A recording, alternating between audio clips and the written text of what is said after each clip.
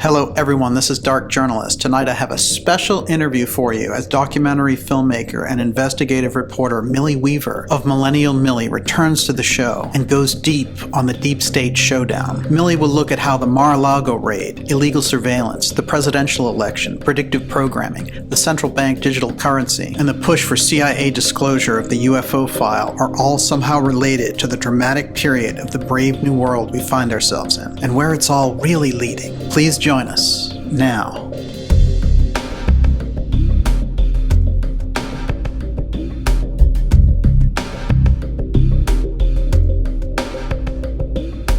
Millie, it's great to have you back. Now let's start off with the perception management that the media is doing right now. Right, so they want so badly to create a right-wing extremism problem in America, and the problem is that the people are just not playing the part well enough. Right. They're not falling for it enough. There's been too many people pointing things out. And so the problem is how do we get more people to go and do risky things that aren't that smart for the movement and the group? Well, you have to incite them. And how do you do that? You have to create like an emotional trigger point event. And that would be like the arrest of their president. Yes. And that's what they're going for. They want to arrest him. And this isn't about Trump's going to be hung or Trump's going to be going to jail for the rest of his life. We don't even know if that's the case.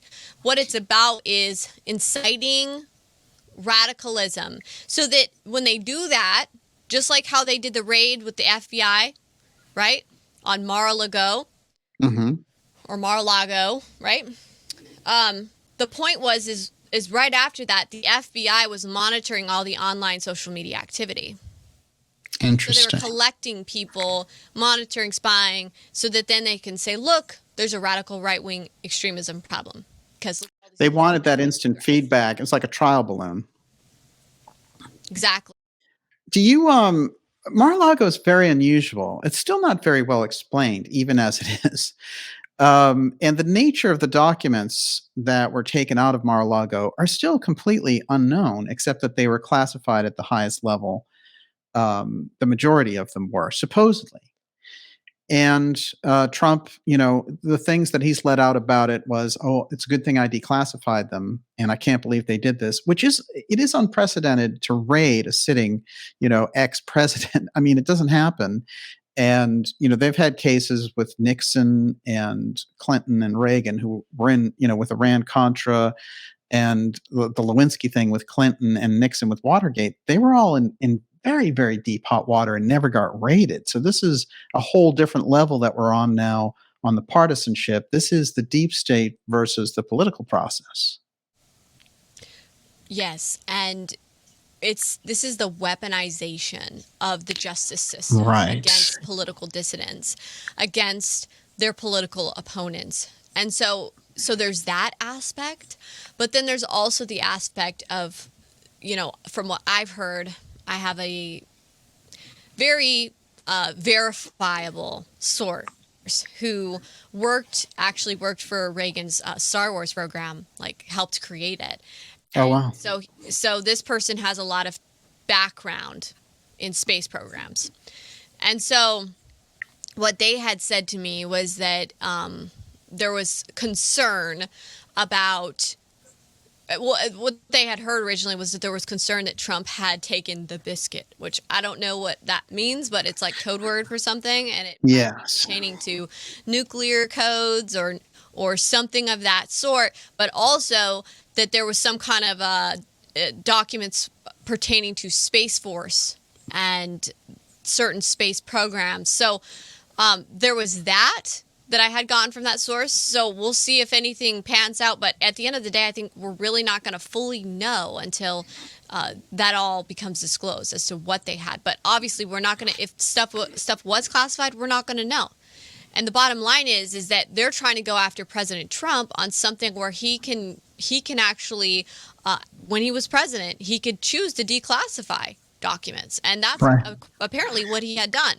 And so what they're now trying to do is they're trying to say, well, he couldn't do that. They're trying to not acknowledge his declassification of certain documents. Okay? So yes. Right. They're trying to get him on technicalities. And in most instances, they did this raid in a situation where any other former president, any other official, if they had retained classified documents or anything of the sort, they would just usually handle it via mail or email and say, hey, you need to get those to us. And people would just comply, and then all would be handled. And apparently Trump was complying. His people were complying with them. But see, that didn't matter anyway, because this is about a political witch hunt. This is about a political persecution. And they want any reason to try to demonize him ahead of the midterms so that they can demonize also the people that he was pushing and promoting. Are your sources, you have great sources, by the way, some of the best. But are your sources giving you information now that they plan to indict Trump as a prelude to putting him on trial and trying to put him in prison? Yes. You know, Trump's people, very close, verifiable, you know, said that the whole point is they are trying to take him out in any way they can. And so it's very real and very likely that we could actually see a case in the DC district courts where Trump is literally being put on trial. And incredible. Try to try him for treason, which, you know, is a death penalty type charge. Amazing. Right? I mean, yeah. We could actually see something along those lines. And imagine how incited the grassroots conservatives will be if they're literally pushing things along that line. If they decided to push that pressurize the people, how are the people going to react and respond? Like I said, just from what I've seen, the evidence I have, they do not have enough evidence for a conviction. Okay. Mm-hmm. And I have not seen enough to think that Trump would be actually in any threat of being charged other than, like, not charged, but convicted, other than the fact that these courts are extremely corrupt, the fact that our own military industrial complex has software capabilities where they can, and they've been doing this, they can literally use predictive algorithms and analysis in order to predict which person in a jury pool is likely to vote a certain way. Oh, wow. Right? So they actually have these systems where it's like, let's see which outcome we want. And they use all of our data from our cell phones, our social media posts, everything, okay? And they can predictively analyze which jury pool will give you, within a certain statistical anomaly, what result you want, right? Wow, yeah. So that's the concern, and also it's a heavily blue Democrat area, so it's not going to be hard for them to do that. So that's the main concern, is that will he actually get a fair trial, right? Do they want to really incite the people? I really personally think that they're kind of playing it by ear right now with the midterms. Yeah. Because if you think about it, they did the January 6th clown show hearings with the J6 Select Committee, right? And that bombed terribly. Their ratings were so low. Right. And it was so bad. They could get... And it was bad. They tried to turn it into like American Idol or with Liz Cheney. It was really horrible. Exactly. It was so bad. And, you know, Liz Cheney lost her re-election campaign because... Right. And by no small margin either. Yeah. Right. So they see that and they're like, okay, well, hold on, pump the brakes. Right? So... although I think the initial plan was to have done it before, I think that now they're kind of, you know, walking that back. And I think they're going to wait till after the midterms, possibly, because if you, just from my own political analysis, I think that if they do it before the midterms, I think judging by how everything has gone politically and how fast Liz Cheney lost her seat and how most American people are sick and tired of the J6 stuff, I think that it's going to ruin their election chances. So, I don't know. I do know that they do a lot of meddling, right? Yeah, sure. But the bottom line is at the end of the day, if you overwhelm it, if you flood it, there's really not much they can do about it.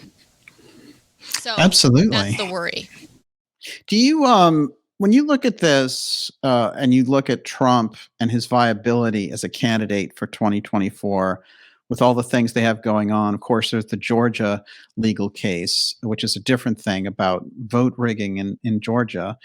And then there's the New York Attorney General suing the Trump organization. So there's this sprawl of cases in addition to the Mar-a-Lago, which is the main kind of federal case. But how viable is Trump with all these headwinds against him? Have they made it so that he doesn't have the ability to be freed up enough to actually run for president in 24, just based on what you are feeling out there with the voters? You know, it's a tricky one. I think it's actually going to be a lot more of an uphill battle for them to actually really nail him on anything or get him so tied up where he can't run. Yeah. Obviously, I think that's their goal, but at the same time, Trump has a lot of lawyers. He has, at the end of the day, he has rights. He's an American citizen, right? So they have to be able to justify removing his rights. And he has that right to run for president, for the presidency. And he's got a lot of supporters and a big base. So you can't just strip someone of something in broad daylight in front of everyone and think that's going to stand. So the problem is that they're in a struggle because they know that if Trump runs in 2024, he's going to be the biggest threat to them. They know that the people he's been backing, these Republican candidates, have actually been faring very well, and they actually bet against him largely in the midterms. Originally, did you know that the Democrats some of these Democrat organizations were actually funding and actually supporting some of the Trump-backed candidates in the primaries when the Republicans were running? Yes. Yeah. Now, what's going on with that? Yeah, they originally bet. This was the gamble, which it was a really stupid bet, okay? The gamble was, let's actually bet on the people that Trump are endorsing, because after we annihilate him with the January 6th Select Committee hearings, they'll all be tainted. Yeah. And so it was a big bet, and they lost because the American people were not falling for the clown show. And so it just ended up backfiring majorly because his candidates that he's been backing have been doing really well in their races. And the candidates coming up in this midterm election are expected to do very well as well. So they messed up big time there. And so it actually kind of, I don't know. It was a bad bet and they lost it. So now we're actually going to be seeing a large wave of Trump-endorsed, Trump-backed candidates. And we're going to see more people getting rid of the rhinos and getting these patriotic American candidates in office. So, it's a good thing. It ended up being a win. So you think that we could roll into November and people like Carrie Lake, for example, may pull out a huge governorship in Arizona. There's all kinds of Senate races that are going to go Republican. Do you think that the November election is going to see the Republicans take over both houses of Congress? Well, now, or what do you think the odds are? Right. It's interesting because there's different sources, different things. I'll tell you what one source in intelligence has said, which this was like months ago, but basically that it was already negotiated amongst the Senate and the Congress that the Democrats were going to get the Senate and the Republicans were going to get the House. But see, you can say that, and that's what the establishment might have agreed to, but we don't know if that's what's going to happen, right? Right. That's what their plan was. And see, so my concern was, okay, if that's their plan, then what could they do in order to further push their agenda along so that this doesn't estoppel their agenda, but allows it to continue moving forward? And so what I had thought was, okay, what if they just what if they pass in the House right before the election, pass a bunch of crazy bills, like really radical bills that the Republicans would probably have blockaded, and then they move that, and then right before election, and then election happens, and they take the Senate, and then they catch them on the other side and move them up through. I mean, who knows what level of strategy they're working with here? Interesting point. Yeah. Right. But at the same time, what I think personally, just from what I've seen, is that there's a possibility that we might see a red wave, because a big red wave. But the problem is we know that there's a lot of funny business going on, right? So we don't know to what level that's going to be softened or dampened. Mm-hmm. And the problem is they use predictive programs where they can predictively analyze who's likely to show up, who's not, who's going to vote which way. I mean, I don't think that the American population fully understands how bad the surveillance is and how much it's being utilized against them in many ways. It's bad, okay? I mean, a lot of Americans just have these in-home devices like Alexa and whatever, right? And Right. talking to them or talking in front of them all day, every day. Mm-hmm. Or they have their phones in front of them, and then their phones will just randomly turn on and be like, hello, what can I do for you, right? It's listening 24/7. Like these devices are listening, and they're actually transcribing what you're saying, and it's all being logged. The data is all being logged, and it's being predictively analyzed, and they're selling it to third-party think tanks and big companies so that they can better analyze the American population and what issues to push on, how to sway elections, essentially by engaging in psychological warfare operations on the American people in the name of campaigning, right? Mm-hmm. Yeah. So it's a problem. Definitely. Absolutely. And you've done a lot of research around this. You've done documentaries, of course, and we've covered those. And that's extraordinary work. At what level do you see 2022 as kind of like the next level of this? Because it kicked into high gear in 2016 with that election. And also some of the candidates from that period, like Hillary Clinton, are coming back around, and everyone's saying, well, she's going to run in 2024, which seems extraordinary because she'd be 77 years old. I mean, I guess Biden's 80, so it wouldn't be too far out. But these are Right. some older, I mean, we never had old presidents like this. Reagan was about as old as we got, and he only was in his like 73. So, what do you think about, are they pulling out the 2016 thing that they lost and lost control? And would they run Hillary Clinton? They could have a sock puppet up there, and as long as the American people are okay with it, then so be it. I mean, it doesn't matter because these are puppets, okay? Mm-hmm. You think Biden's the one pulling any strings? I mean, come on. The guy's walking around looking like he's wearing Depends, hopefully, right? And, and he doesn't know what he's saying half the time. He can't finish his sentence. He's on one track and then he's on the other track. And I mean, clearly the guy has dementia. Clearly. I mean, they give him cue cards where he reads off step by step what to do. Shake this person's hand. Ask this person that. I mean, it's bad.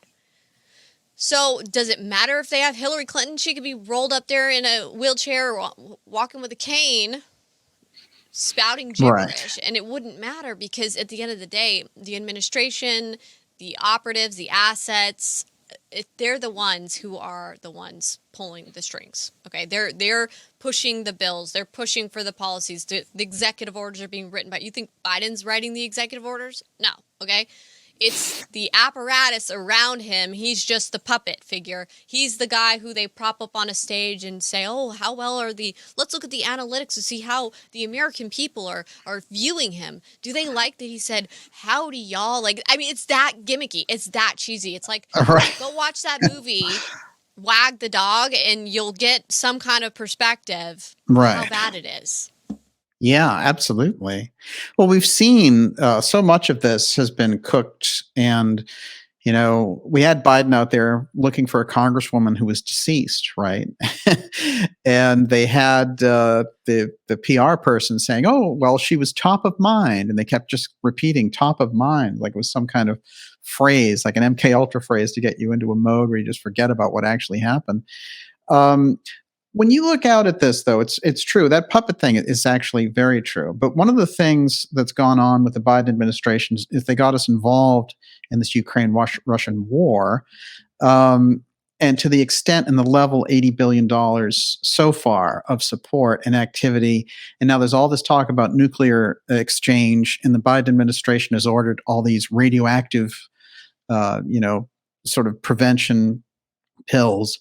So there's all this weirdness going on in the background. What's going on there in relation to the Biden administration? And, you know, so it is the neocons running the American empire right through into a Russian World War III style scenario. Is that what we're looking at? Right. Well, what I'll say first before I get into this is, from what I've heard, there's a lot of talk about it being Michelle Obama, though. So oh, interesting. Okay. they definitely want. She has a new book. Right. They're really positioning her, if that makes any sense. Okay. So that's very possible. Now, as far as like the war with Russia and Ukraine, this has a lot to do with the pipelines. Okay? That's why we just recently saw Nord Stream pipelines being sabotaged, essentially. Right. This is a war over the gas. And the problem is that you have Germany, you have Europe, who's very, very heavily dependent on Russian gas for their power. Okay? A large percentage of their energy comes directly from that Russian gas through the pipelines, and it comes through Ukraine. So Ukraine is used to getting a large amount of money in by charging a fee for it coming through their state.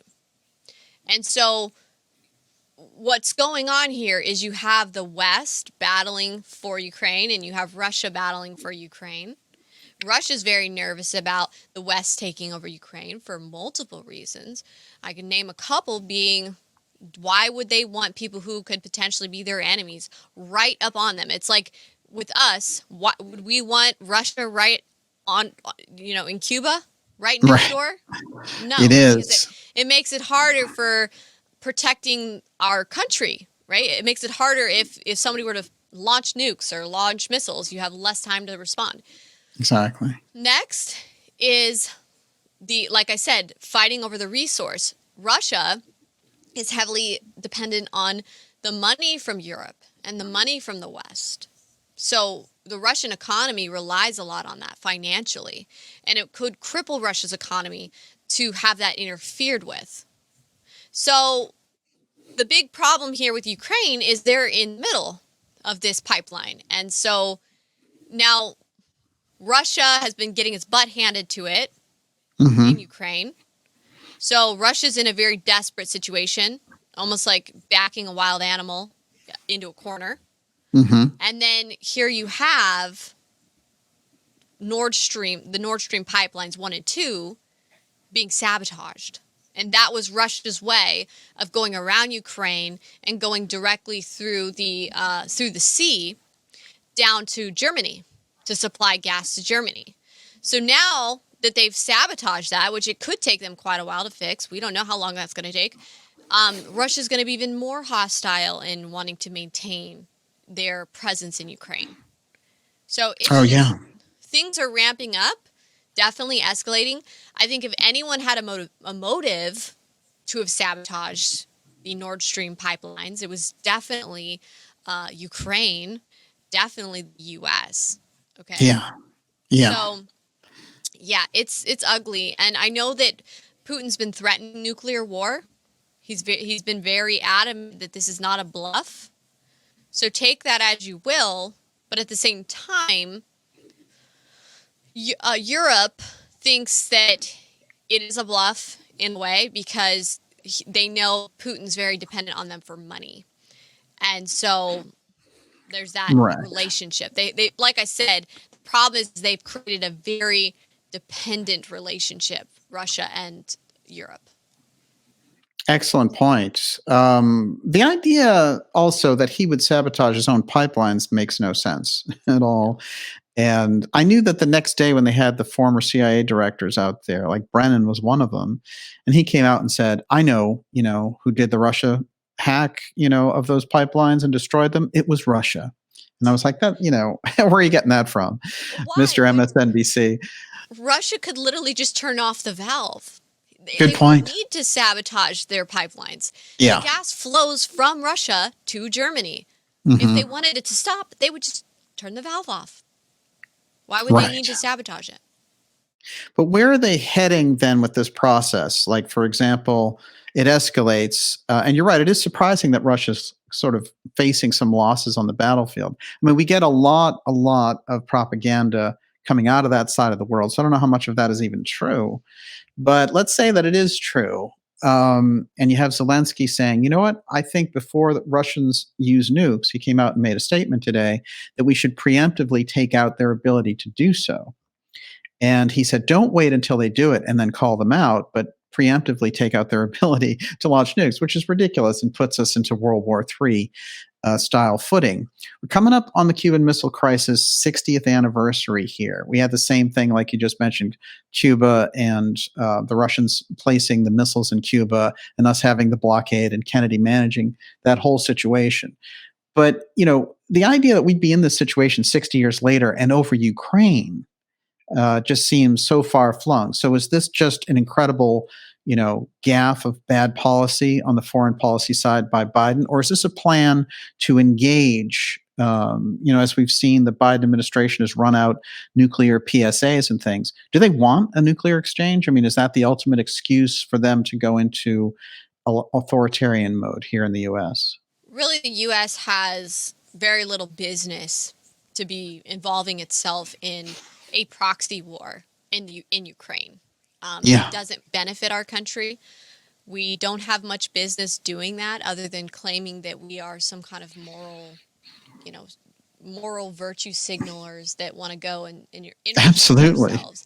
In a culture we don't really quite fully understand. I mean, Ukraine used to be part of the Soviet Empire, so in a lot of ways, Russia almost feels like that's part of their territory and part of their land. So, I mean, it's something that actually involves a lot of diplomacy when dealing with, and I think Biden doesn't have much diplomacy. But I also think that Biden, look at his dealings in Ukraine, right, with Hunter Biden, and the problem is that who knows what Ukraine has over them, right? I mean, we don't know if the Bidens are being coerced or extorted or have some kind of a financial incentive to be being involved. Oh, yeah, absolutely. Right. So there could be that. And it could also just be that this is a larger globalist plan to get the world involved in a world war to further depopulate. I know interesting. Is a very high priority agenda amongst the elites. Very high priority. Right. Well, and they've had so many ops relating to it, and they're actually getting their wish because so much of the population's going down. And the whole idea about getting rid of the middle class in America is a piece of that also, because you're getting rid of your competition there. One of the things that I've been noticing, and I wanted to see what you think of this, which is Glenn Greenwald came out and made a statement in relation to what was going on at the end of the Trump administration, and that Trump was looking seriously at pardoning both Assange and Snowden, more so Snowden. And we know that Assange actually was an incredible benefit to Trump's 2016 campaign, releasing weekly Hillary's emails. That pummeled her in a lot of quarters. And, they got the idea, oh, this person is corrupt after all. And I do think that we kind of let, Assange hang out to dry, and then Pompeo's CIA grabs him. One of the things that Greenwald said was that at the end of that administration, they were trying to, on the Republican Senate side, blackmail Trump into not doing those things by saying, we'll vote with the Democrats on your impeachment if you do it. and that some of the documents that he ended up taking related to sensitive activities around the CIA that showed how they had colluded with the FBI to create the Russian collusion scandal, but scandals as far back as the assassination of President Kennedy. When you get around this Mar-a-Lago piece and the National Archives, and the kind of lightweight nature of how the case would ordinarily be into what they're turning it into, what do you think of Greenwald's sort of, saying out there in public, hey, this is basically related to the fact that the Mar-a-Lago raid was related directly to this idea that he had taken these documents as a kind of retaliatory thing, like, I'm going to hold these just in case you guys decide to act against me as the next president? I mean, it's possible. The things that are going on right now politically are just next level. I mean, it's Yes. you would never Yeah. think, the American people get a very dumbed down version of what actually goes on behind the scenes. There's a lot of really crazy stuff that goes on behind the scenes politically. And so I don't know. I mean, it's possible that that's a motive, but I don't know. I don't have any firsthand knowledge that, it could have been something where he was trying to maintain something to then later put out there. I mean, I've heard that. I've also heard that maybe he took something pertaining to elections or pertaining to that they were spying on him during his campaign in 2016, right? Mm-hmm. But at the end of the day, like I said, it's classified, so we're not going to fully know. They might generalize and tell us, oh, this is what was there, this what was what we found. But at the same time, I mean, look at what they redacted all throughout the released warrant that they put out there, right? Oh, yeah. So it's just, they're not going to really tell us at the end of the day what's really going on, if that makes any sense. So we have to just kind of wonder. We have to talk to other sources high up, like intelligence sources, and that's the best we can kind of get out of it. But I think at the end of the day, they're just trying to take him out. And we know with Hillary Clinton, her email, her private server, these type of things happen, and even worse, right, with people on their side, and no one ever gets in trouble. They're immune. It's like there's a criminal cabal, criminal family, which that's a lot of times what I refer to as deep state, that has a lot of power and influence, and they are essentially the ones who are running things behind the scenes for the high up elites, which you don't even know their names, okay? Mm-hmm. But when we're talking about like BlackRock, we're talking about all these large hedge funds with literally billionaires and practically trillionaires that literally run the world, okay? There's families that essentially have so much overwhelming power, right? And we're looking at Hillary Clinton, the Bidens, the Obamas, right? We're looking at James Comey and, the corrupt DOJ. But at the end of the day, who are they serving? Are they serving the American people, or are they serving these other interests who have so much money that they can freely throw around, so much money that they can literally have the FBI's indulgence squad go and collect exorbitant amounts of blackmail on everyone so that they can keep men of power and influence under their control? So it's going to take a lot of people waking up to this, and a lot of people seeing what's really going on in order for us to actually fix and address any of it. And that's why I think that President Trump has done a great service to the American people, if anything, just by pointing out the corruption in the media and some of the corruption going on. And we would have never seen it had he not ran and essentially been a candidate that got past all of their glass windows or glass ceilings, right? And partially because he's a billionaire, he could really kind of self-fund in a lot of ways. Right. That's crucial. Yeah. So absolutely fascinating. Yeah. Well, when you talk, and I'm glad you bring up the predictive analytics part of this as well, because my question on this would be, what are their predictive analytics telling them about the possibility of fomenting a civil war style environment by 2024? So there is no election. I actually have heard that back in 2012 by Oh, some wow. literal Hollywood Illuminati people, that was the plan, was to create a civil war in America and to shut everything off, to let the people starve, and to essentially depopulate. And that's been their plan. And I think that, it's hard to believe, like, many people are, for the longest time, they're just, and this is what I thought as well, is that it's just pure evil, and that these people are doing this because they're evil and they just want to kill people. And only later to kind of better realize why they're doing it and how they are. Because, look, if it was just an evil plot, like from an evil villain, which we know it's evil, but if it was just like, wahaha, we're going to kill everyone, and that's the way they were selling it amongst each other, Yeah. I don't think you would get too many people to go along with it. But see, what's more sinister is the way that they're selling it amongst the elites, right? And amongst other world leaderships, is they're saying it like this. They're saying it like climate change. They're saying it like, oh, the world is running out of resources.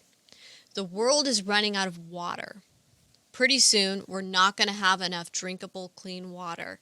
We're not going to have enough resources to be able to sustain the people on Earth and the human populations.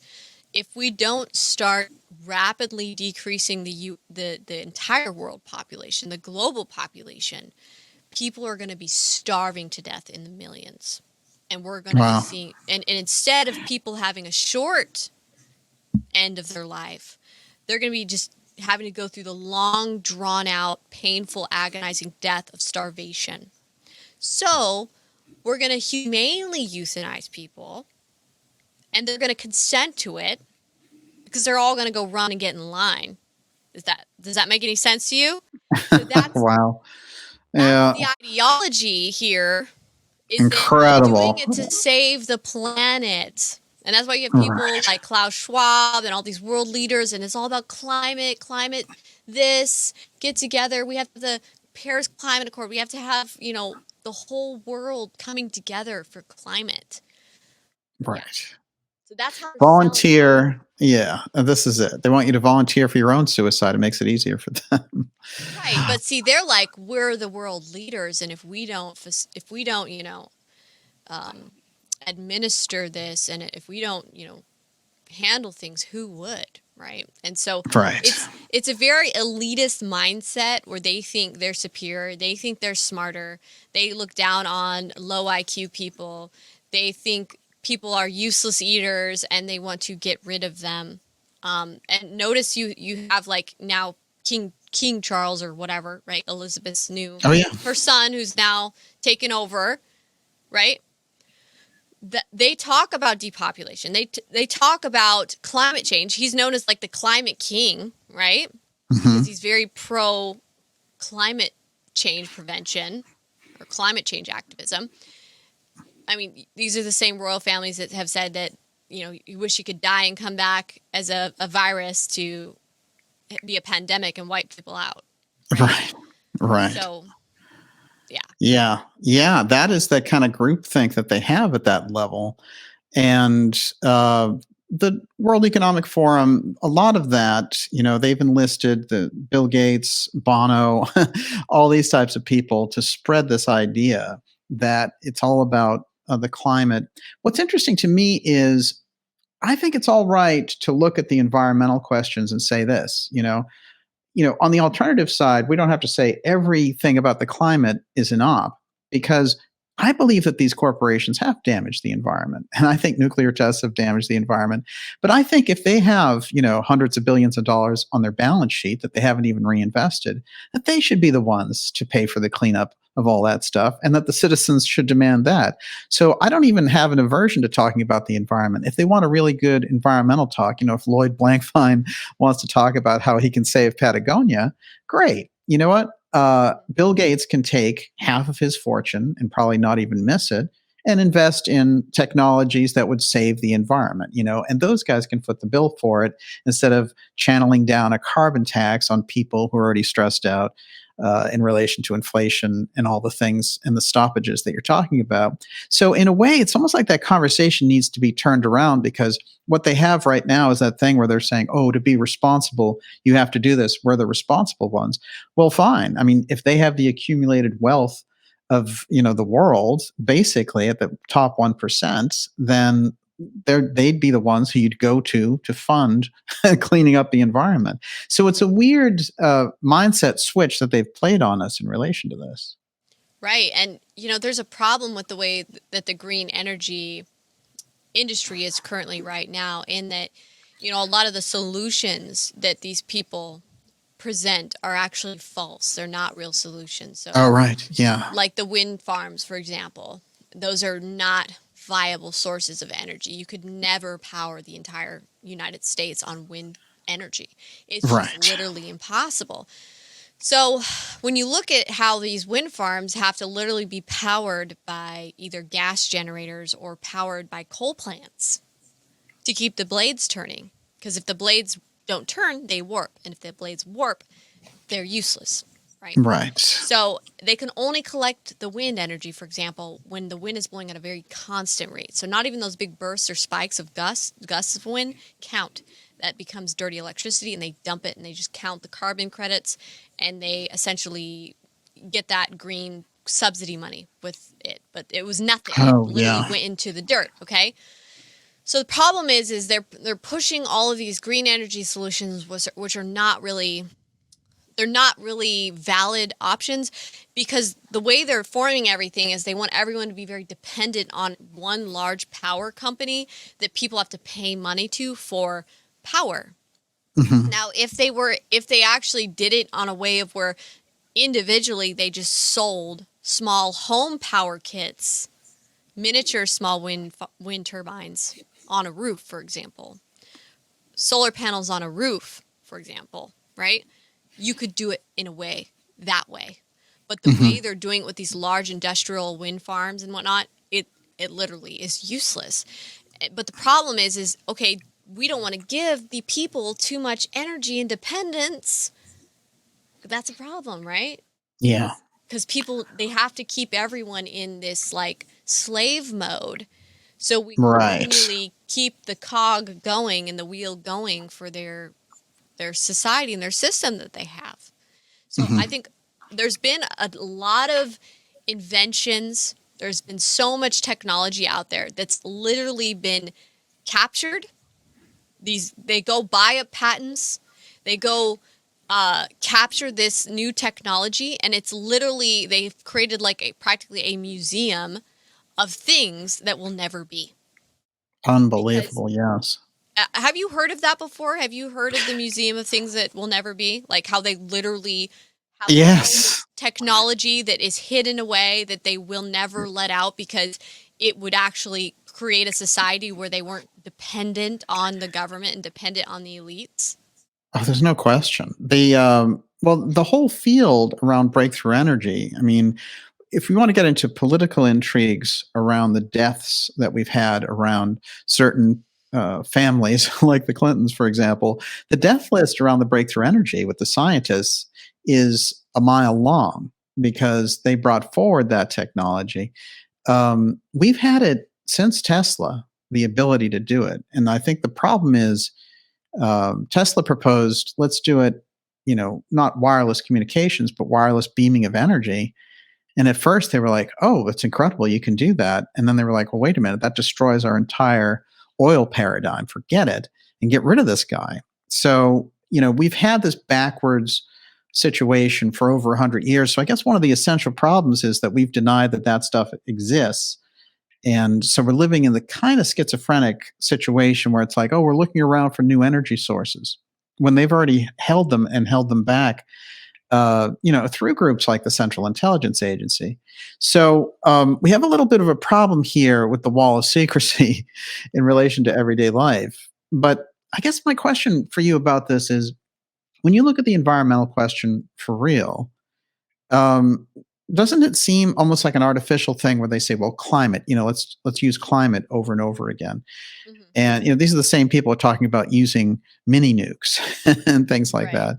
But if we are in a climate crisis, wouldn't it be incumbent upon those companies themselves to do the cleanup? And I have no resistance, as somebody in alternative media, to the idea that we have environmental problems. And I think we miss the boat a little bit because it gives them the ace card to constantly pull with the middle of the road citizen saying, well, we have to clean up the environment, so we have to do what we have to do. And, those people will use the same techniques like lockdowns and all the rest of it. So I guess the question is, how do you get out of the mode of denying that there's an environmental problem, but also not give into this kind of World Economic Forum vision about climate change? Right. I think that the whole model where they're preaching about the dangers of cow farts, methane, or the dangers of CO2, for example, which CO2 is naturally existing in our environment, and plants need CO2. So Right. you just plant more plants, right? Plant more trees. There's solutions that we can come up with.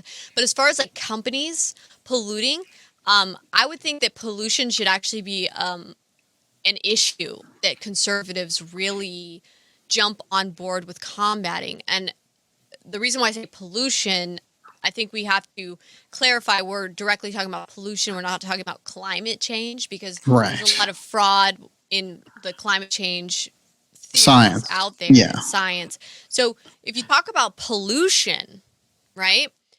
Absolutely. I mean, even look at the story with Aaron Brockovich with hexachromium 6 that they were putting in the water supply, which was giving him a Yes. cancer. I actually had some of my family members actually lived in that small town near like Barstow area, right, in California, and they actually drank the water and lived near all that water. And so it does make you wonder when you've had like certain people on that side of the family have kids with leukemia or have other cancers that they've died from, if that was partially, due to that. So to me, I think that that's a big issue. Companies, corporations dumping poisons and toxins into our water supply, into our environment. Absolutely. Those companies need to be stopped. They need to be punished. And I actually think that I know that companies, corporations, the way it's like it's set up, they have a lot of protection from liability. But I think that if those corporate CEOs and the corporate employees know that they are putting that into the environment, which will cause severe injury or death, they should be charged with murder, okay? Because that's what they're doing. Yeah. They're murdering people. Not only that, but in Ohio, the Teflon companies like 3M and others, they have been dumping for quite a while. They had been dumping poisonous toxic chemicals that were used to create Teflon, okay, Wow. into the Ohio River. And a bunch of people in the area were getting sick, and people who literally worked there at the plant, like pregnant women who they were saying it was perfectly fine to work around the chemicals with, their babies literally came out deformed.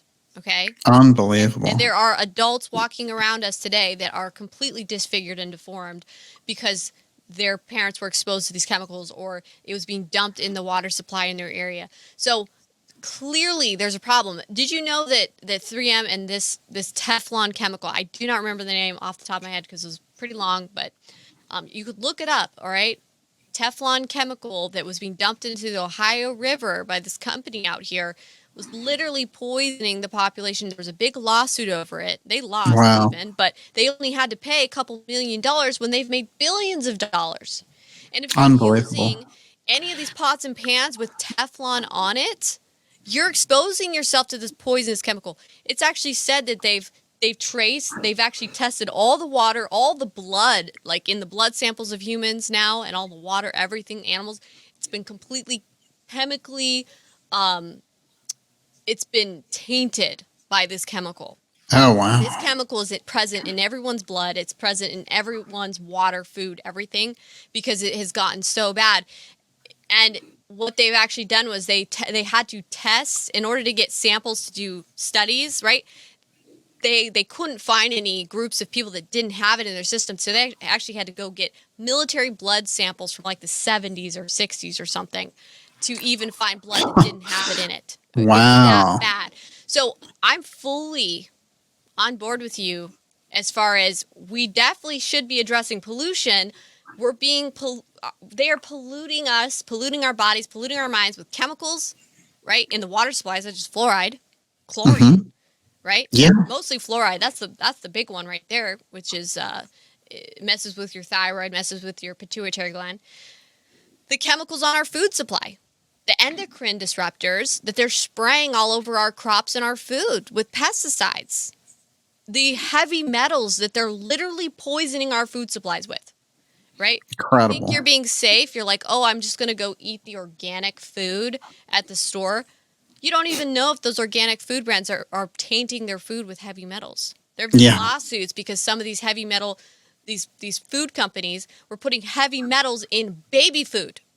Wow. Organic baby food was having high levels of heavy metals and organic baby formula. Okay, and we know that the heavy metals are linked with nerve damage. They're linked with autism, ADHD, ADD, all of that stuff. Tics, nervous tic disorders. It's bad. So we need to figure something out as a society as far as pollution. That's a major issue. Definitely. Wow. Yeah, that's incredible. And so does it make you nervous when we see guys like Jeff Bezos buying Whole Foods and automating the system? I mean, because it is, and Bill Gates, for example, buying the largest amount of farmland in the US. What does that tell you? Well, one thing is I usually Whole Foods is way overpriced in my opinion. First of all, Yeah. that's what I will say. I will say it's way overpriced. Also, for some reason, I was shopping like only at Whole Foods when I was living in Austin, and I actually was like, oh, I actually could at that time in my life, but and I was so sick all the time, and I'm like, what is going on? Like, I started wondering. I'm like, I'm trying to eat organic. I'm trying to eat healthy. Why am I sick? And I was feeding my son even the baby foods, organic baby foods and organic stuff, and come to find out later they had came out and said that those baby foods had heavy metals in them. Wow. And I wonder what other foods there had heavy metals in them.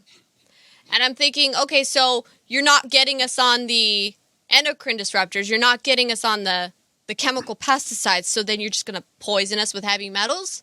Right. I mean, it's like we keep trying to get away from what they're doing, but they're Yeah. always one step ahead with trying to poison us. So my whole thing is I think the real solution is we need to back away from the big corporations and from big agri, and we need to start diversifying and starting with more like bring back the small farms, bring back the homesteads. People should work in their communities to source their food and really educate each other on how certain pesticides or chemicals can harm your body. You know, there's a lot of people that just don't know. Like they'll go use buckets of Roundup, you know, when they're out there in their landscaping, and then they don't realize, you know, they're actually putting their bodies at risk for later on developing other types of cancers, right? Oh yeah. There's been Yeah. lawsuits where, I mean, you see the commercials now where it's like, have you or a loved one used Roundup and then came up with cancer, right? Contact this Right. number. But see, they don't tell you Yeah. that up front. Even Yeah. with the makeup that women are wearing, they're Right. chemically killing us with the makeup. Most makeup out there has talc in it, which is baby powder, essentially, right? Remember Hmm. the talcum Talcum powder, lawsuits, right? right? Yeah. Talcum, how these women were coming and getting ovarian cancers and different kinds of cancers from using baby powder. Well, most of those makeups and those powders have talcum in it, or they'll have lead, or they'll have other crazy chemicals in it. So you need to be careful about what you're putting on your body. It's really bad. I mean, so pollution's a main issue. And if we're polluting the food, if we're polluting all those things and we're putting it on our skin, our body, we're putting it down into the water system. People are taking tons of crazy pharmaceutical drugs and peeing it in the. I mean, the whole thing is just Right. our whole planet is becoming very polluted. So, I mean, I agree with you on that as far as climate goes. Pollution Hmm. is a serious issue, but see, we have to be careful when they talk about climate because they want to ignore all of that because that's part of the Yes. eugenics plan. They only want to talk about cow farts so they can limit our steak and force us to eat bugs. They only want to talk about methane or different types of gases so they can try to get rid of all the fossil fuels and force us back into the Stone Ages, and they can have electricity powered tech, but we have to be in Stone Ages, because right now our society, we are at a pivotal point. Our society has advanced technologically enough, and we have the internet where people can share ideas, right, for probably not too much longer if they have their way with it, but right Hmm. now we're at a time period we can share ideas, we can share technology thoughts, right? Right, through the censorship, but yes. Right. Like, there was this young kid on TikTok who literally was building massive Tesla coils and energy conductors in his Oh, backyard. I wow. kid you not. It was the Oh, craziest thing I've wow. ever seen.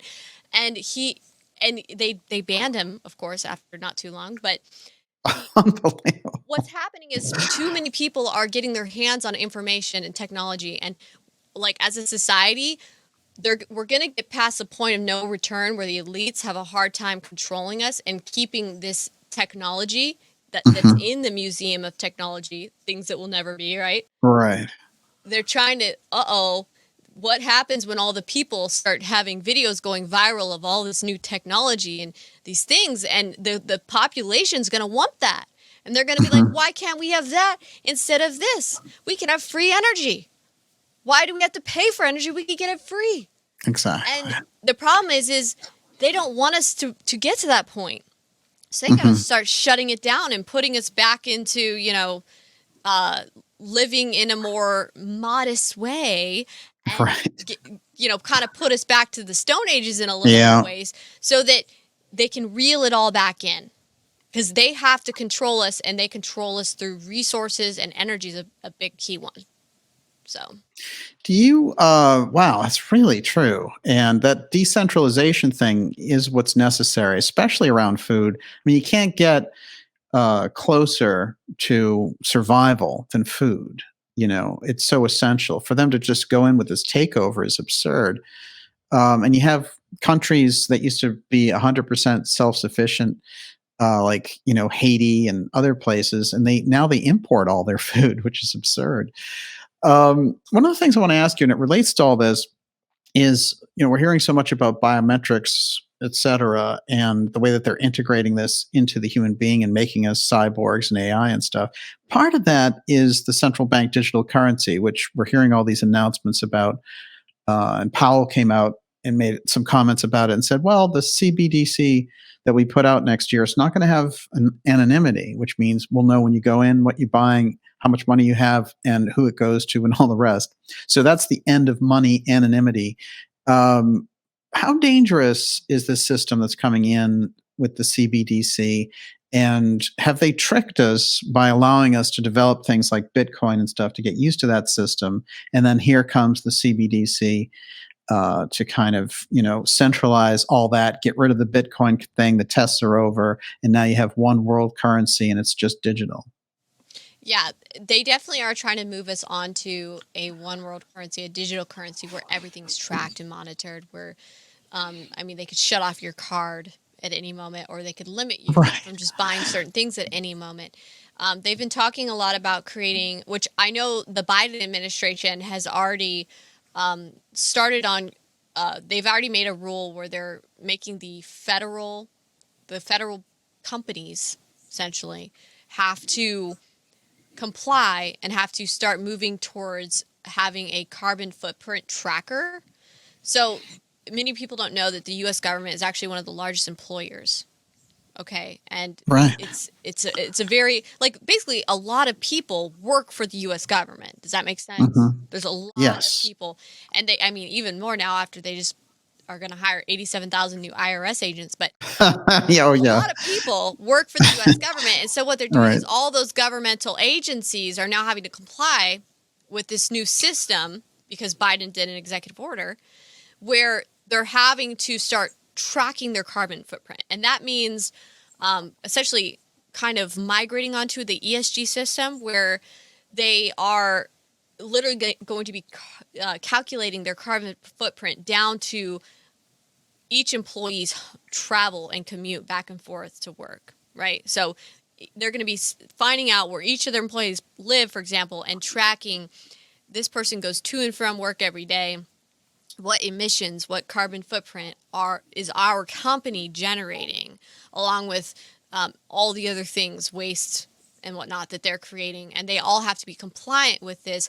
And that also means being compliant with some of the social governance type key aspects, like making sure there's equity and making sure that you aren't, that there's diversity and no one's being discriminated against for being a trans, or making sure pronouns are being used that they want, right? So Right.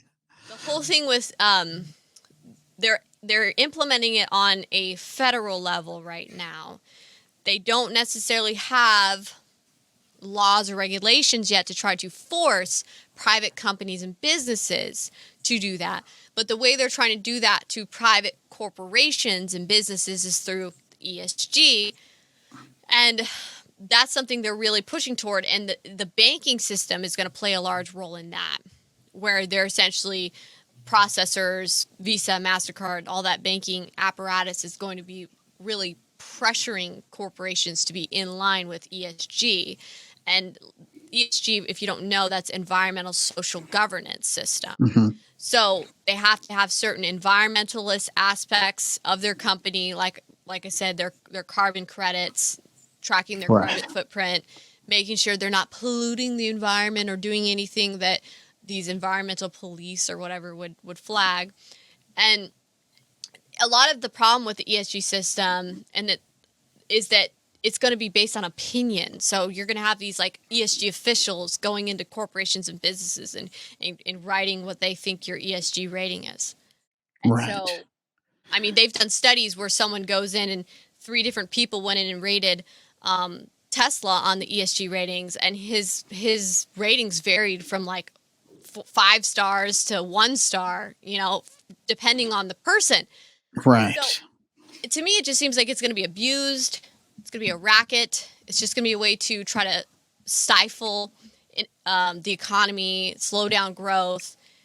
You're going to have a lot of companies struggling to be in line with that. And I think it's just going to amount to really it's more centralization, right?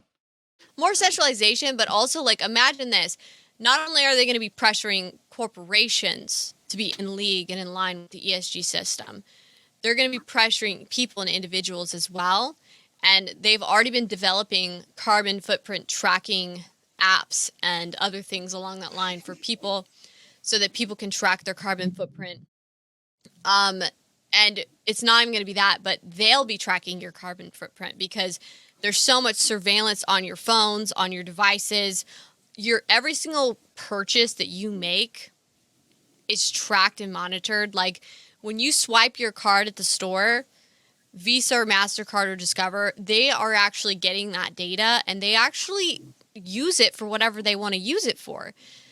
And so they are completely on board with the ESG system, those companies. And so what it might end up being is you swipe at the gas pump and they say, sorry, you're over your carbon footprint Right. for the month. You've been Wow. denied. You cannot make this I mean, it's going to get to that point. Or you swipe for buying certain items at the store. Sorry, you're over your carbon footprint. And what people are going to be able to do is they're actually going to be able to sell their carbon credits. Oh, wow. You could actually make a little bit of money. The poor people out there will be like, oh, let me sell my carbon credits to somebody like Leonardo DiCaprio, who's rich, so he can ride around on his private jet. Right. Does that make sense? Yeah. That's what we're looking at with this new system. And recently, Visa, MasterCard, Discover all kind of announced that they're in league also with creating separate registrations and ratings for purchases that have to do with gun sales. So, I mean, we don't know how much longer people are even going to be able to buy guns with these cards.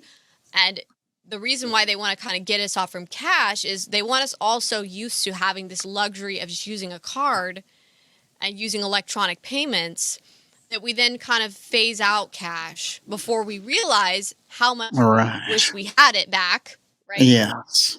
And so that's the danger of ever just becoming dependent on any type of a digital currency.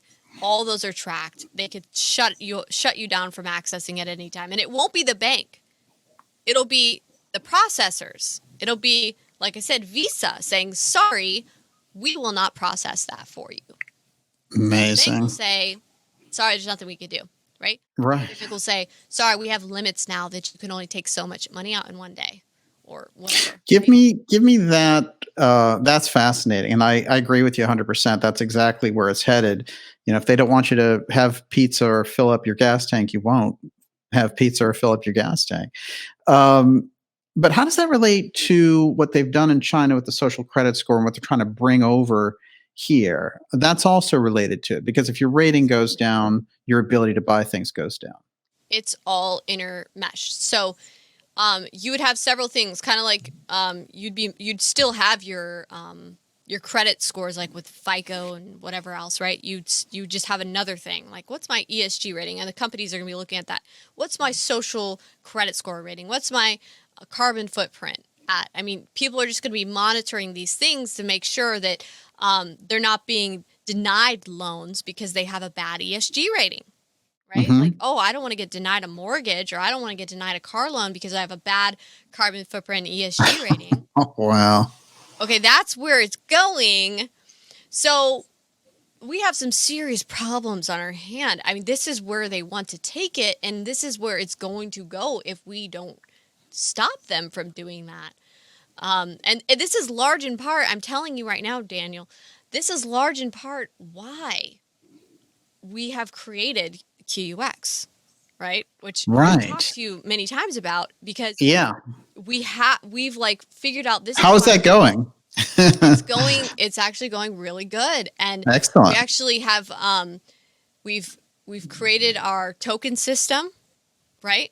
Where we literally are going to be able to have these encrypted transactions and exchanges where people can engage without being tracked, traced, any of that. Problem with Bitcoin, blockchain, all that, it's all heavily tracked, right? Yes. In the chain is everyone who's traded hands with that. And it's actually, they've turned it into like a currency in a way, so it's heavily regulated.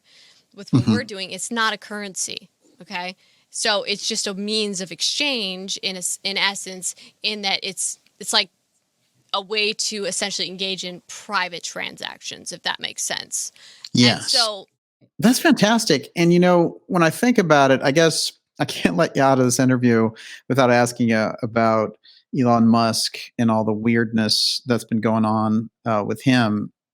And also, you know, that's another kind of centralization coming out of Tesla, et cetera. And you know, the whole idea that the electric cars save the environment is a joke because of the amount of you know, products that are needed to make those things just completely destroy the environment anyway. absolutely. But when you look, Millie, you've had a lot of experience looking out at political impact of individuals and PACs and all the rest of it.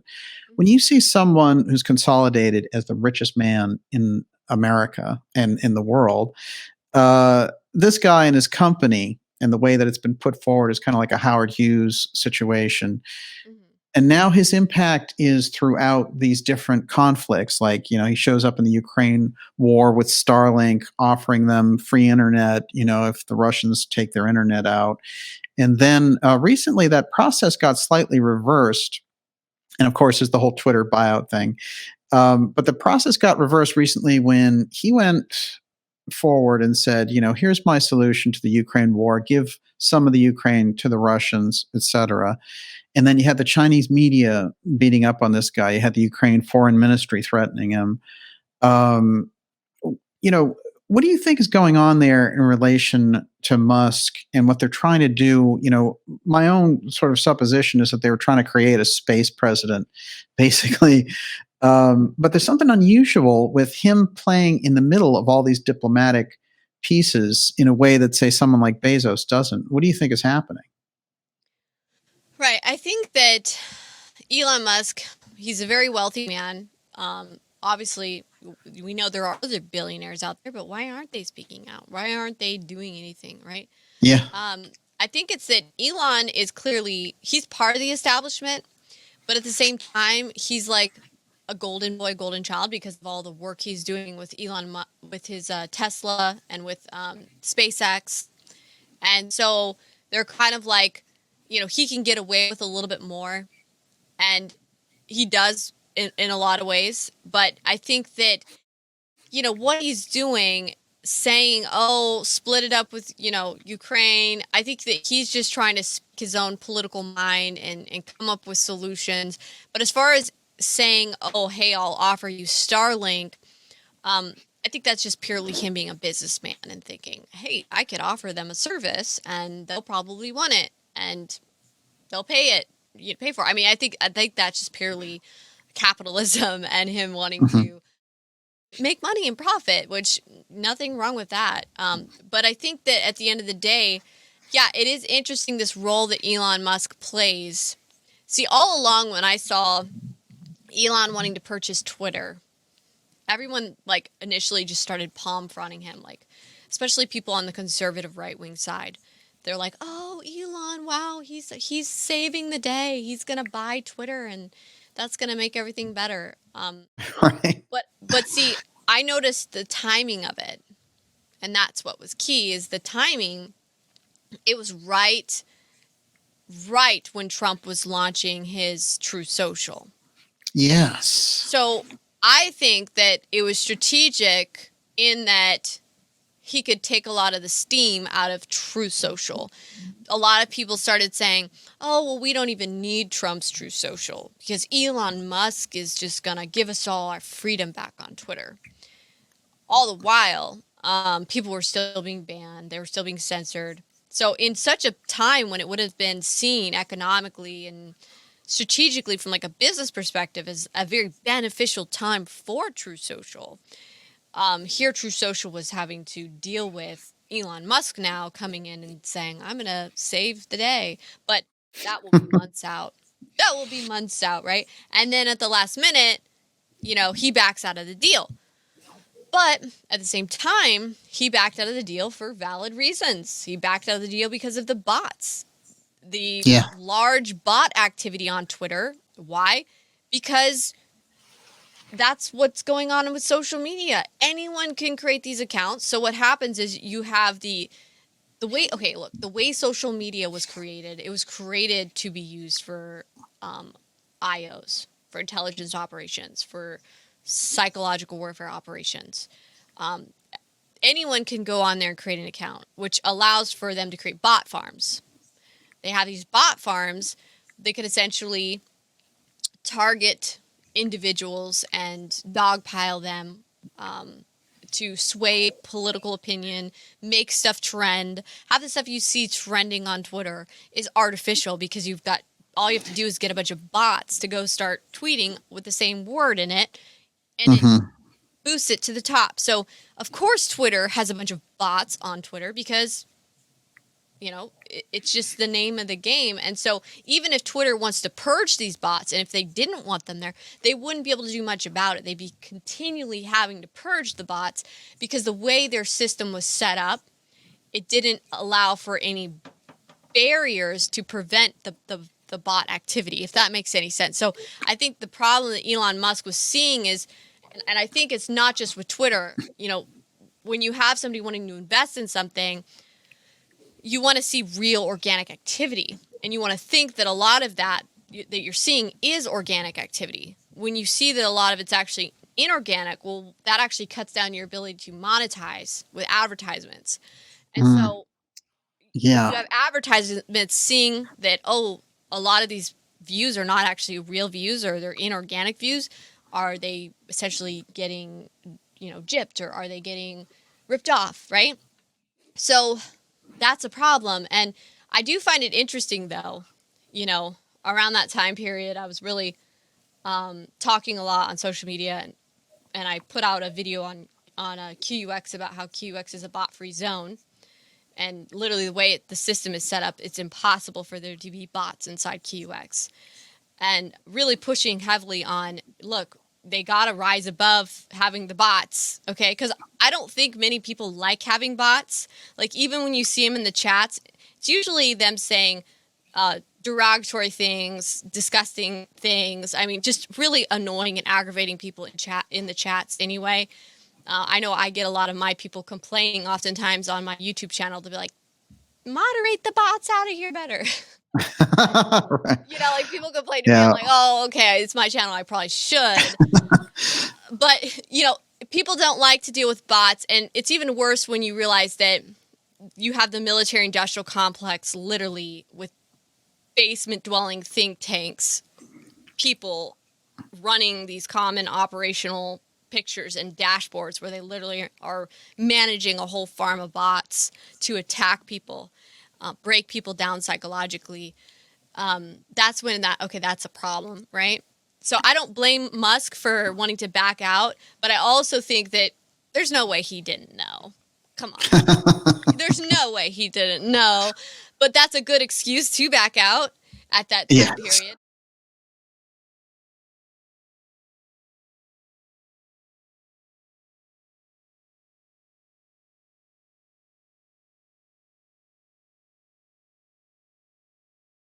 They're resolving everything supposedly this week, and he's going to take over.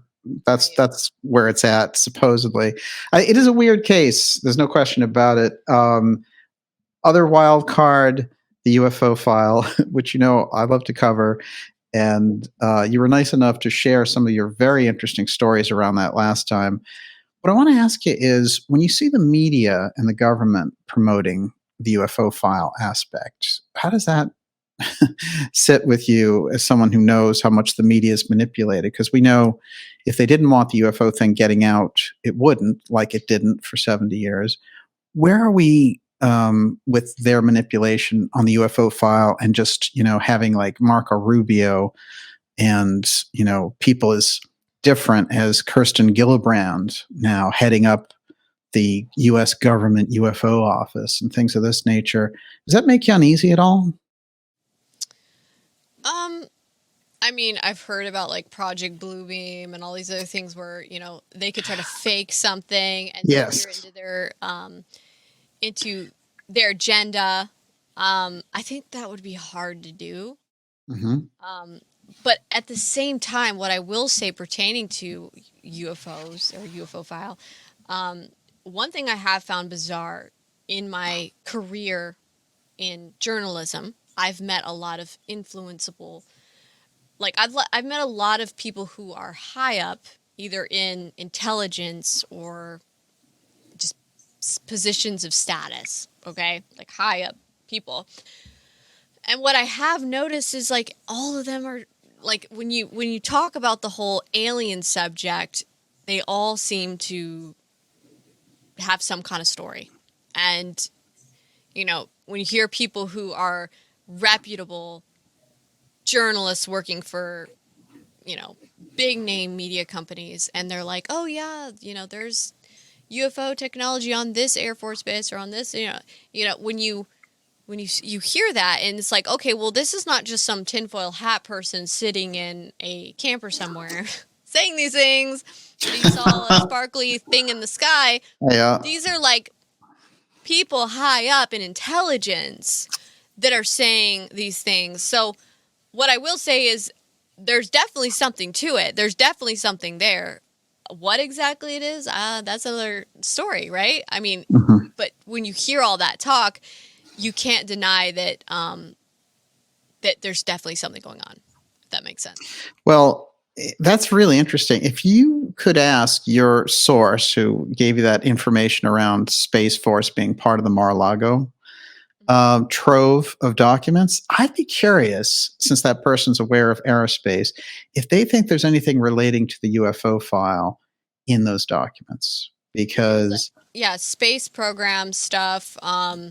This person worked on Ronald Reagan's like Star Wars program, the Stargate program, those type of things. And I mean, I could try to ask those questions for you if you want. I don't know what the person's going to come back with, but yeah. Well, that's a very interesting key period the SDI Star Wars piece. So I'd be curious to see what they think in relation to that. I instantly thought Space Force when they raided Mar-a-Lago. Never know. I mean, it definitely had Space Force or Space Program. It was like this definitely had something to do with that. Also, there was some kind of talk about, I kid you not, like some kind of thing pertaining to nukes or nuclear codes, and like code word term for like a biscuit or something. I have no idea. It was like, okay, apparently they use different codes or terms for things, but yeah, it had something to do with the, they said nuke codes or something to do with that as well. So, right. but we don't know how many different documents there were. I mean, I don't know.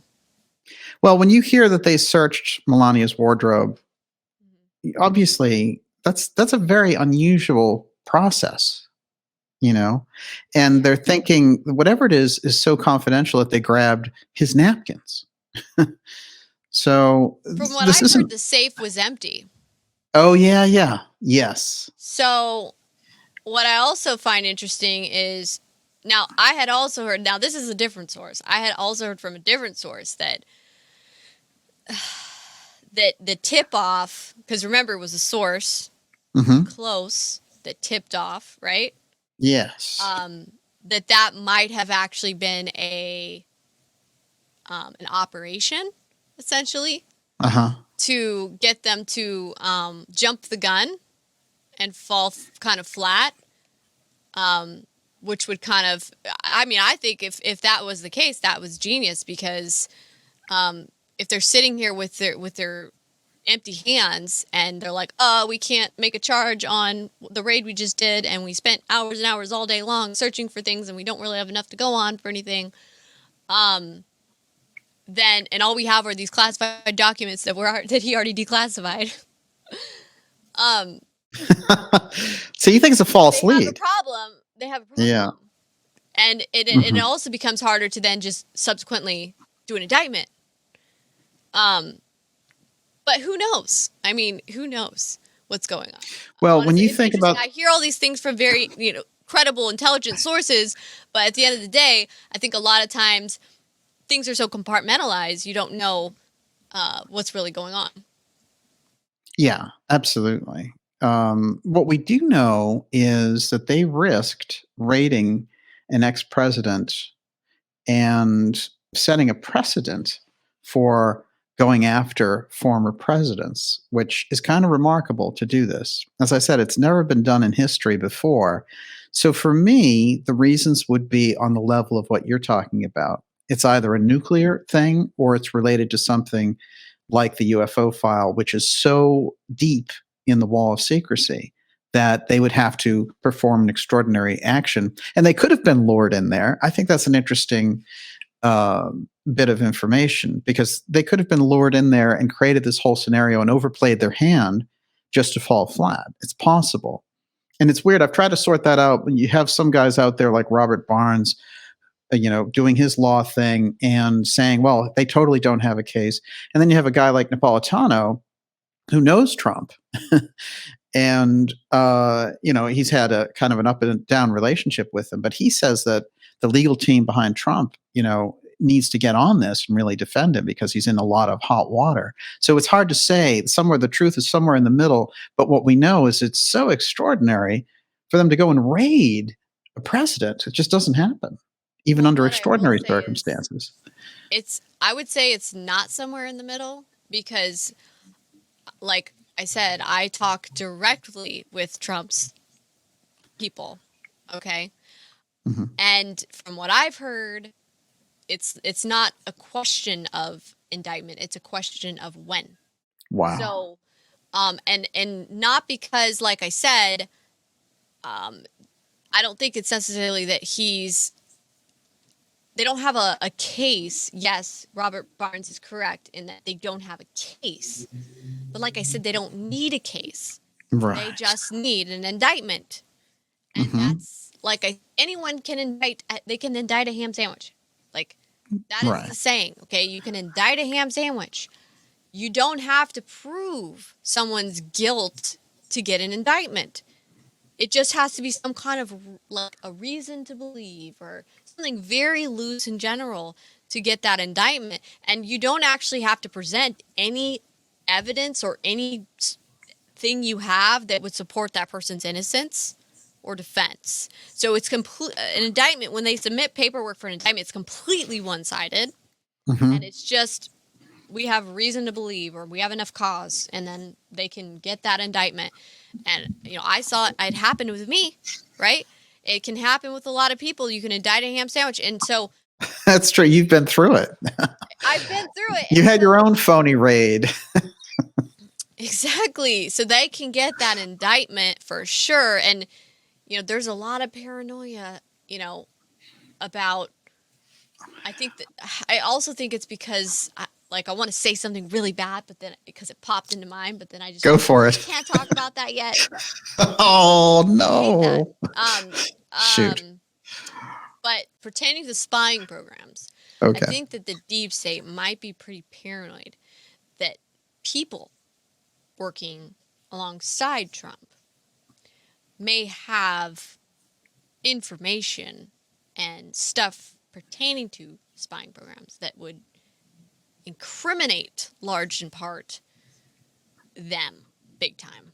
So I think that also kind of puts a fire under their behinds too, if that makes any sense. Yes, absolutely. What do you think is the real wild card in the middle of all that? Because we've looked at it and said, well, it could be, nuclear related. It could be space related. Those are pretty big wild cards, but what do you think it is?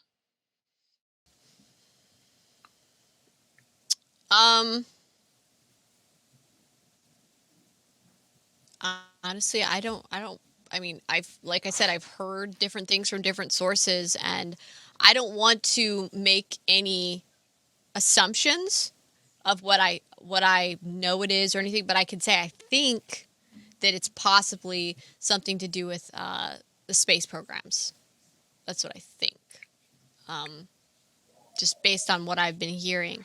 But at the same time, I don't think it's going to be anything that juicy that the UFO community is going, oh my gosh, look, he's got documents with little green men on it. I don't think it's anything that juicy. I think it's something going to be more along the lines of space programs, but not necessarily oh, look, he's got UFO documents per se, like nuke codes, space programs, different things of that nature.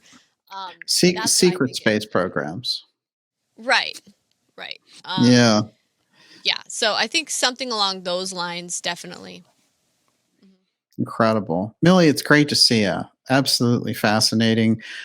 Give us 2 minutes here about what you have coming up and what you're working on now and everything that's coming up for you here into 2023. Right. So, like I said, I've just been doing journalism. You guys can follow me on millennialmillie.com. Yes. Also Millie Weaver on YouTube. I've really just been working a lot behind the scenes with some of the teams with True the Vote people who, they did a lot of the GPS cell phone geolocation tracking for 2,000 Mules. And so we've been working on that pertaining to the Sunrise stuff that I did, with Sunrise Exposed, how we went undercover and infiltrated the left-wing affinity groups, meaning BLM, Extinction Rebellion, Shutdown DC, these Antifa organizations. We're trying to pinpoint who was all there on January 6th, participating in those type of activities. So those are some of the things I've just been working on right now, making sure that we have that, because like I said, I know that they're going to come after Trump and they're going to try to indict him and they're going to try to claim with lies that he premeditated or plotted to do January 6th, or that he, that this is some grand conspiracy. That's what they're going to try to claim. And just all the evidence that I've seen is it's everything to the contrary. there's also so much incredible FBI presence with it. It's amazing, that level of it. And I think the awareness level in the public, they only see this kind of one-dimensional coverage around it, and they never get into how much the event was manipulated from the start. Right, and the FBI doesn't want to answer to how many FBI undercovers there were there working. They don't want to give that number. They also don't want to acknowledge Ray Epps and what his role was. So, I mean, there's so much going on there. Okay, it's pretty bad. It's really bad, but there's so much going on there. It's so much bigger of a problem than what meets the eye. And the problem is that so many people in America, they watch the mainstream media and they just eat up the narrative talking points. And it's too hard for them to wrap their head around the concept of something being orchestrated by people in power in the government, or people, working for the government, working with some of these radical groups and organizations. But this is how it works. This is how intelligence operatives, contractors working in the field, this is what they do. Millie, are you going to do a documentary on that level of it? With some of the videos that you have? Are you thinking about that? Yes. So I've done PSYOP the Steal, which you guys can watch at millennialmillie.com. And that is really a very in-depth documentary on January 6th and the truth with January 6th. And still, I think it's one of the most in-depth documentaries out there regarding January 6th.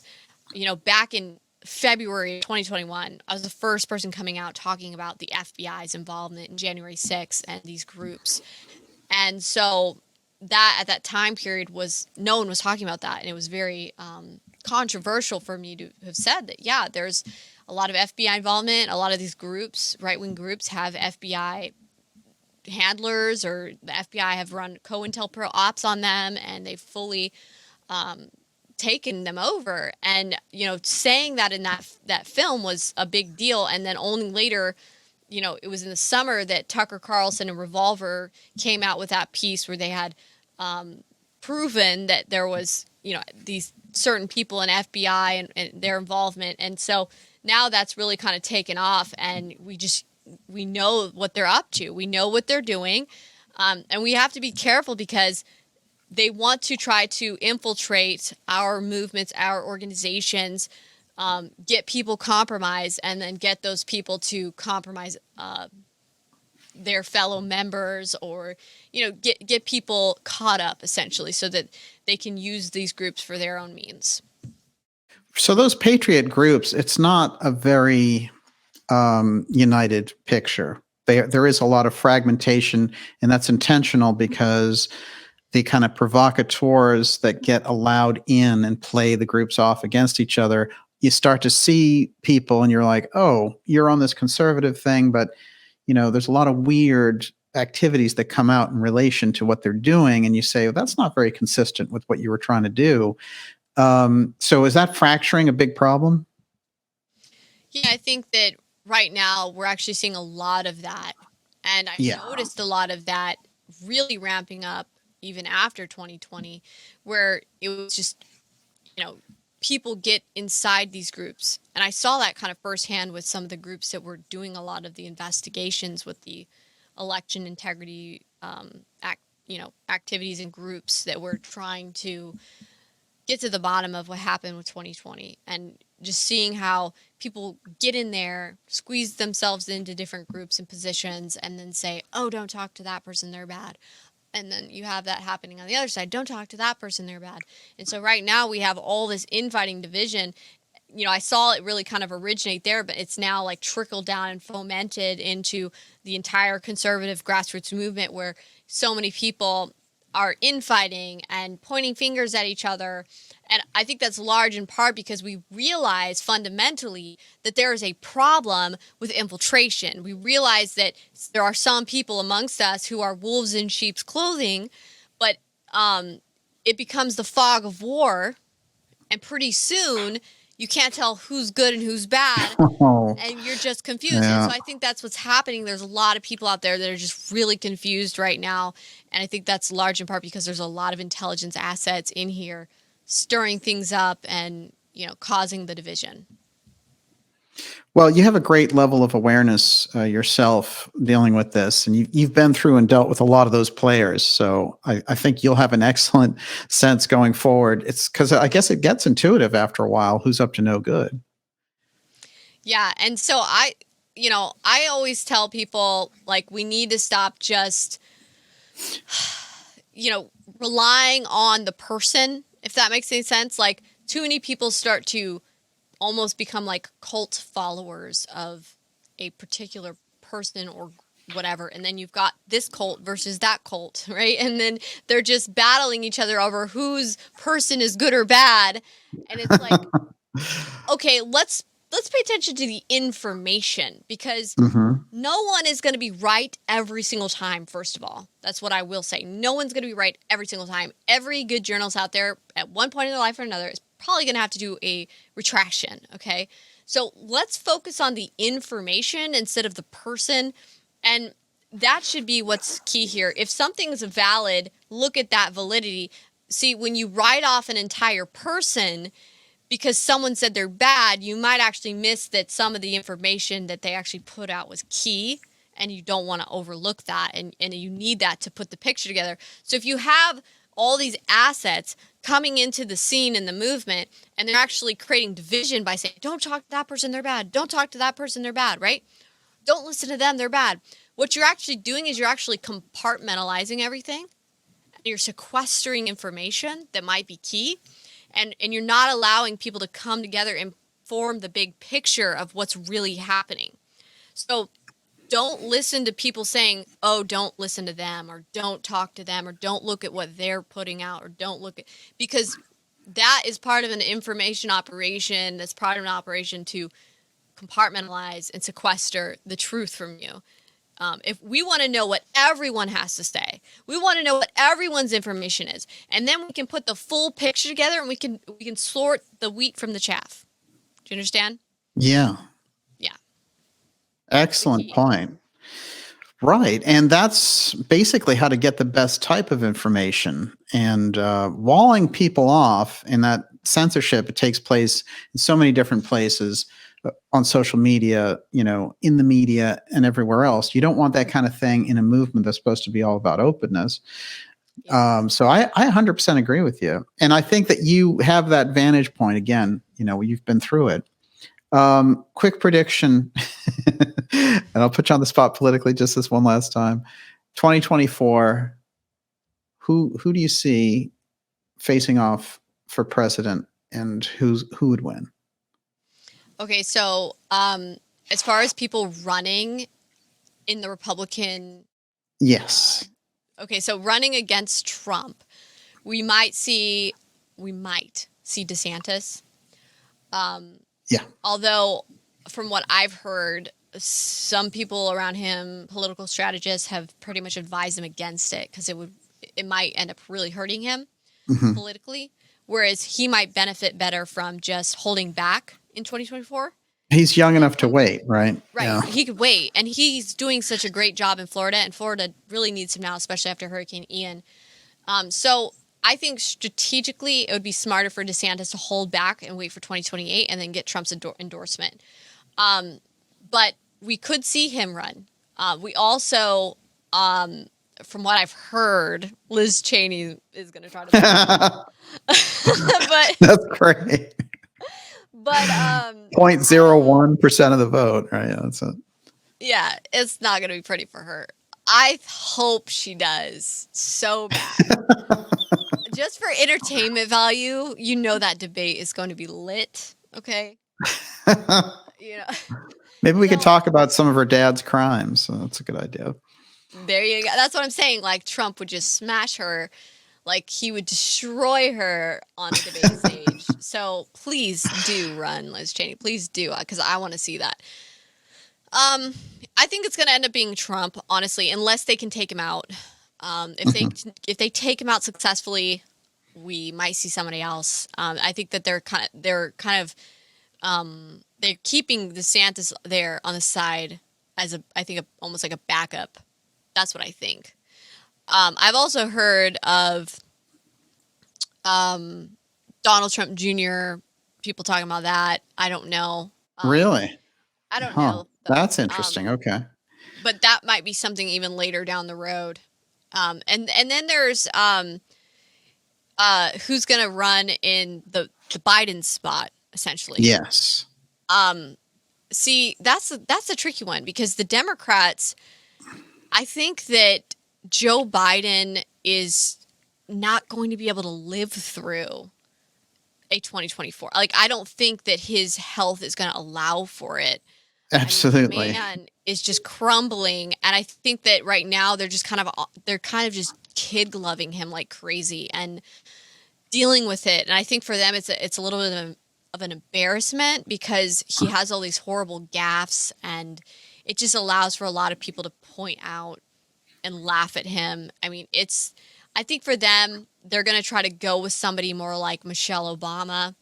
I know Hillary is constantly always trying to run, which she has a lot of health problems too, and she's getting older. She is very tenacious, so I would not put it past her. Could you imagine it's Hillary and Trump again on the debate stage? That'd be crazy. But see, I think there's some good odds for that. Yeah. I personally think it's going to be Michelle Obama. Wow. Incredible. I really do. Because then you would have the Obamas in the White House again. And pretty much the Obamas are the one pulling the strings behind Biden anyway right now. Absolutely. So, yeah. Wow. Great prediction. I'm 100% there with you. I can see it. The Obama piece with Michelle doing the book tour, and she's on stage. She has this tour booked with Oprah Winfrey going over the book. So that's perfect for reaching out and testing the waters for it. But it's going to be a wild ride in any case. No question about it. And I think that a lot of people on the conservative right-wing side, they're going to step into it and they're going to all say, oh, Michelle Obama's a man, right? That, right. It's already going to happen, right? Yeah. Michelle Obama's a man, right? And Trump will probably say something along the lines, if he hasn't already, right? And I think that it's going to be a problem, because at the moment, when the moment it fits them best, they'll just whip out some kind of paper or doctor's thing that says she's a genetic female. She's a woman. See, right? They'll whip out something to prove it. Right. And they'll say, you guys are all just a bunch of racists for saying this, and they'll really kind of come down on the conservatives, and they'll say that it was people's attacking her because of her race or something. So on the right, they have to make sure not to get baited, basically. Right. I think that don't get too baited there. I know that Michelle Obama really looks a lot like a dude, and there's a lot of females out there that do. It's just how that works sometimes. Genetics are weird. But I don't think that we should fall into that trap, because even if Michelle Obama is a dude, the only way you're going to be able to really prove that in an argument is if you pull the pants down and see, right? Like, how are you going to prove it? Okay, I know there's a lot of pictures out there, but the internet's the internet.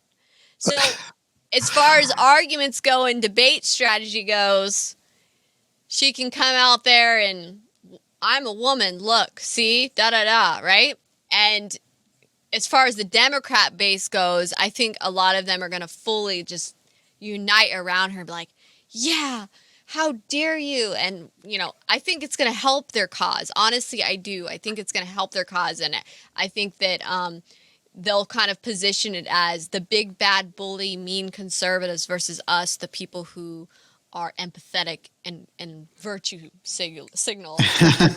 So we have to be careful that we don't kind of step into some of the traps, I would say, with that. So your preview for 2024 is lots of race issues, lots of gender issues, lots of sort of hot flash style political figures. But you're seeing a lot of recycled figures. Michelle Obama, Hillary. Yeah. I had actually originally heard, I think it was like 2017, 18 time period. I even did a video report on it where I was asking people, like, man on the street.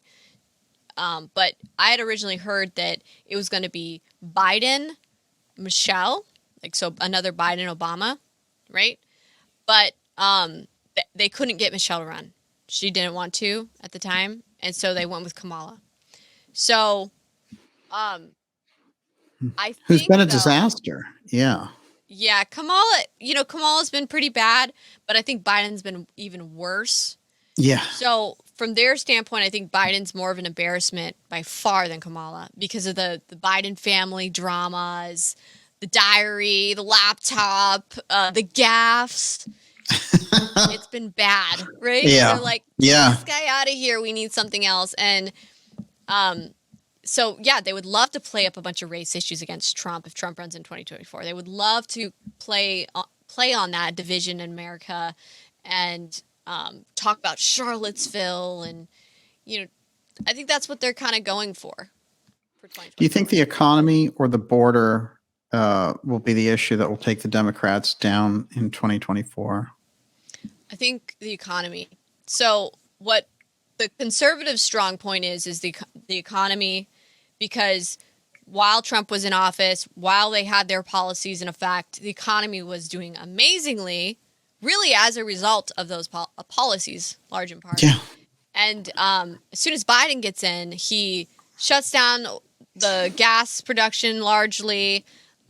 He shut down the North Dakota pipeline. He just immediately started making these big moves that would impact our economy, keeping schools closed down for longer, continuing to push for these vaccine mandates. I mean, a lot of people quit and walked from their jobs. The economy was just struggling under Obama. And so all his policies have been negatively affected. And the gas is not an understatement, because when you affect the gas, that trickles down and affects everything, because the farmers need the gasoline to run the tractors. The semi truck drivers need the gasoline to transport food, transport goods, services, everything along those lines. Even the farmers having to pay to have the fertilizer shipped in. The fertilizer's gone up, right, because of the gas. I mean, Yeah. everything has gone up exponentially because of the gas. So the economy is really suffering so hard right now because of the gas. And the Democrat solution is just print more money. The Democrat solution is let's pass more bills and spend more money. I mean, their Inflation Reduction Act should have been called the Inflation Increase Act, because they were like, we're going to solve inflation by printing a ton of money, giving a lot of that money from the bill that they actually ginned up, giving a lot of that money to climate change causes. Most people don't know that that bill was actually some of the most comprehensive climate change legislation in over a decade. Mm-hmm. So they actually got a lot of their climate change legislation in on that bill. And so they put a bunch of that money towards climate change, and their way of getting that money back is, in part of that bill, they have the 87,000 IRS agents and Unbelievable. chasing down the American people and shaking them upside down by their ankles for that money. It's incredible. It is incredible. I absolutely agree. And so that's kind of the brave new world place that we find ourselves in. And it seems like, this is a critical point to turn things around. So that's what these two elections really are about. I mean, it's more than elections. Obviously, it's people on the ground, but the elections are the reflection of a lot of that activity. And so there's a lot at stake, would you say, over the next couple of years? There's a lot at stake. And, you vote during election day, but people don't realize that every single thing they do is a vote. So, yeah, I mean, you go to the grocery store, the product you buy is a vote. You're voting for, if you're buying products that have poisonous chemicals in it, you're voting for those companies to continue poisoning people. If you're going to your local farmers market, engaging with natural farmers in your area, you're promoting those small farms and businesses that are doing right by their customers to stay in business. Everything you do is a vote. The products you buy, the electronics you get, everything is a vote. It's not just election day. And I think a lot of people think, well, let's just do whatever and do whatever we want, buy whatever we want, watch whatever we want, put our kids in front of the screen in front of whatever they want, and think that that's not going to have real life consequences and that that's going to have an impact on society as a whole in a negative way. And then we think that we're just going to magically vote on election day, and that the people that are in power, who many of them are lobbied there by the big companies that we're voting for every day when we're buying their products, they keep them in power and they keep everything bad and keep everything going the same. I mean, we have to actually take the initiative to change things in our small, localized way, if that makes sense. Yeah. Yeah, absolutely. I think it does move things back local. And that's where the grassroots level of things, it needs to be from the bottom up and forget about this top down activity. Exactly. Because we've seen Vote, where that goes. Yeah. Definitely vote. I'm not saying to not vote. You have to vote. That's key. But don't think that just by voting, everything's going to magically be fixed or changed, because you have to actually make those choices every day. Yeah. And it's like we've moved into an era where all the types of things that were talked about, say, a decade ago around alternative media sources, so much of it has come to pass, and it seemed pretty far out, that any of this would happen. And yet, we've gone through things like lockdowns and martial law tryouts and things of this nature. And the type of degradation I think we're seeing around the society as well. So we know that we're definitely in it. And so that's why we count so much on people like you who can really bring the truth out on these things. And you've put yourself on the line to do this a lot too. So we really appreciate it. Millie, incredible, phenomenal work. And we continue to follow you and really are looking forward to everything that you're putting out. We'll keep our eye out for QUX as well, and people will learn more about it and the whole network of activities. I know there's a lot there. How do people find out more about that? Is it QUX.com? It's QX.tv. That's where you okay, can learn more .tv. about it. Right. Yes, and thank you so much for having me on. It's always a pleasure coming on your show. I've told you this before, but I'm going to tell you again, you're a great interviewer. So thank you so much for having me on. It's fantastic with you. I just can't, get enough of all the things you're talking about. And you really have that well-rounded view of these things. And right now that's critical, because I think a lot of people coming into it don't have the background on it. And so it seems just like, what's going on here? But you have a great way of mapping and connecting those dots. And the millennial part of that, Millennial Millie, it's interesting because on the millennials, there's a great deficit on this kind of information. So you're really fulfilling something there, which is a great gap. Yeah, the millennials generationally were heavily targeted. I mean, they were targeted to be the replacement for the boomers, to continue on with this agenda. They were stifled right out of the gate. Most millennials are not even able to own homes because they've been so economically stifled, and that was intentional to get them to loathe capitalism and to want communism. So generationally, millennials were targeted heavily with programming. So it's kind of those things where I understand where millennials are coming from, because I was born in that generation. I've been through what they've been through. I've seen what they've seen for the most part. So I understand that knee jerk to want to throw out the whole thing and something else, right? I understand it because that is what the millennials were programmed to think like. But see, once you realize that the whole thing is a trap, that the whole thing was, they did this on purpose, intentionally, to destroy America, and that, generations before you had it really good, and the American dream was completely feasible and possible if it had not been for some of these establishment powers forces that literally wanted to destroy it. They wanted to create communism. It's the Hegelian dialectic, problem, reaction, solution.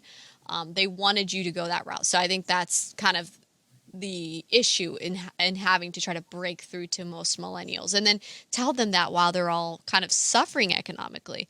That's even harder, right? And then we have this horrible failing economy, which Biden and them are creating, right? Which is only going to create more people wanting to be dependent on social services, dependent on the state, wanting UBI, wanting those handouts, and they're crippling us all. And it's intentional because they want people to be dependent on the government.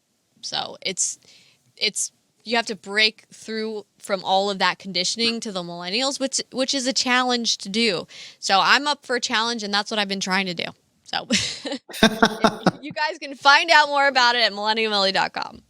That's it. That's the one. Yeah, and you're doing it quite well. Millie, we'll talk to you soon. Awesome. Thanks, Daniel. All right. Bye-bye. Millie, just incredible information. Of course, you can find Millennial Millie right here on YouTube. Please remember to visit darkjournalist.com and sign up for our newsletter to get episodes delivered right in your inbox. Join us on Friday nights at 8 p.m. Eastern for the X series. See you soon.